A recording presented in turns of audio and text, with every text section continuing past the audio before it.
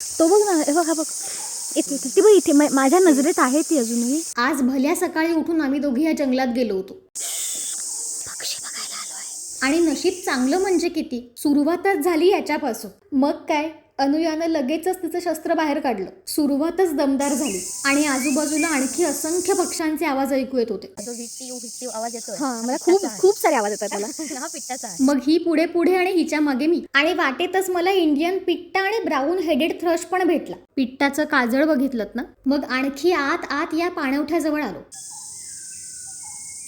इथे हे गाणं ऐकू येत होतं, पण गायक काही दिसत नव्हतं. इथे मला फुलवेट्टा, शामा, ऑरेंज हेडेड थ्रश आणि अगदी सरपंच ईगल पण दिसलं, पण गायक अजून काही भेटला नाही.